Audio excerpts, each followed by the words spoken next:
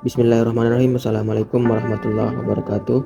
Perkenalkan, nama saya Zulkifli, kelas HR20C, mata kuliah Perilaku Keorganisasian. Sebelum itu, pertama-tama marilah kita panjatkan puji kepada Allah Subhanahu wa taala. Puji syukur karena masih memberikan kita nikmat kesehatan sampai saat ini. Dan kemudian selawat serta salam kepada baginda Nabi Muhammad SAW.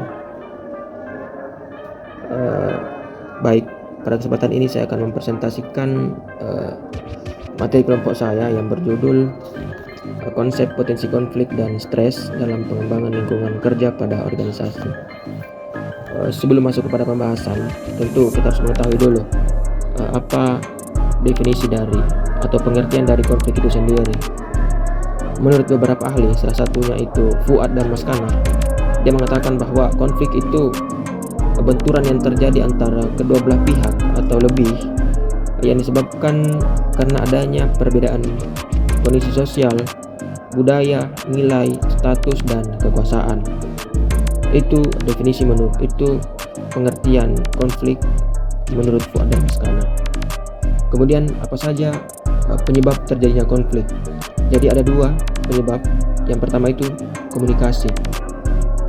Seperti misal salah berkenaan dengan kalimat, bahasa yang sulit dimengerti, atau informasi yang tidak lengkap. Ini memungkinkan konflik itu bisa terjadi.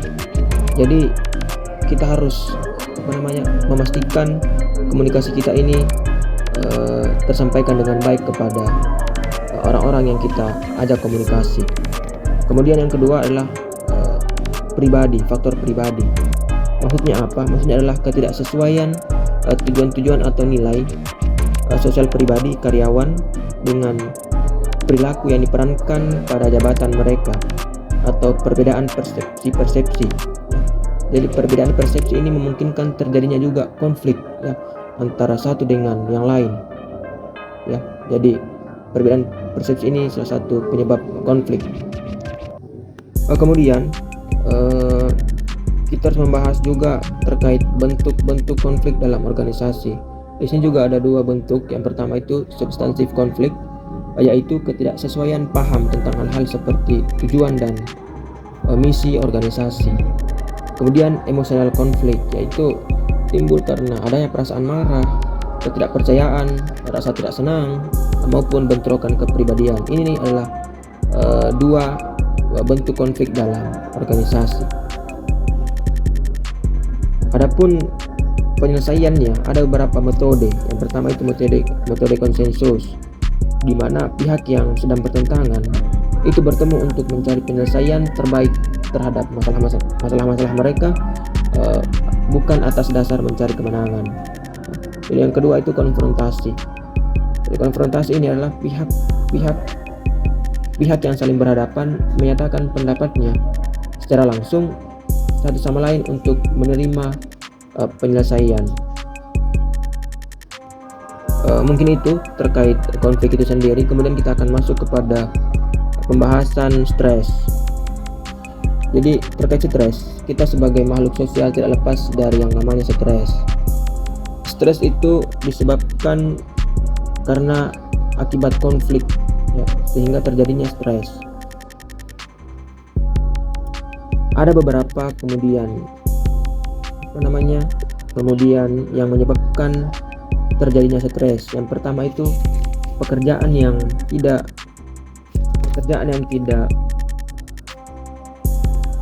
yang pertama itu pekerjaan itu sendiri, dimana ketika kita banyak pekerjaan maka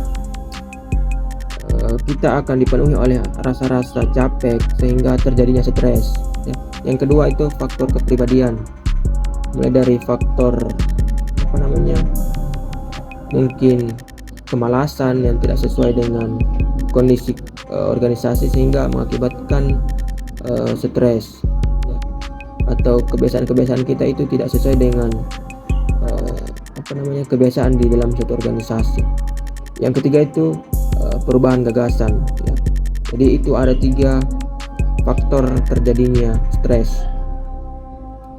Kemudian apa saja akibat dari stres itu sendiri? Yang pertama itu kondisi psikologis, dan yang kedua kondisi kesehatan otomatis terganggu.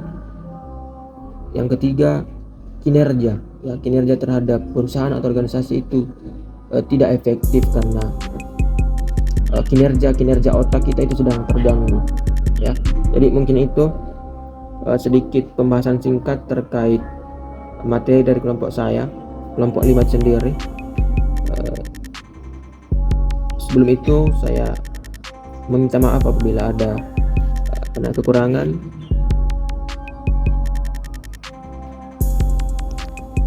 Billahi fisabilil haq, fastabiqil khairat. Assalamualaikum warahmatullahi wabarakatuh.